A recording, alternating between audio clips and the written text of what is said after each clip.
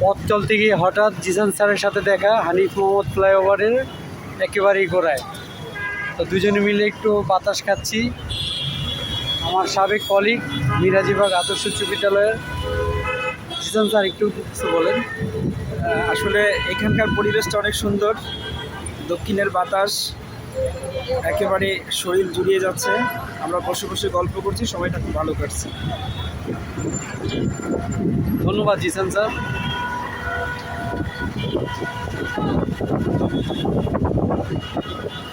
পরন্ত বিকেলে অনেক বাতাস, রাস্তার সাইডে বসে বসে জিসান স্যার আমি উপভোগ করছি।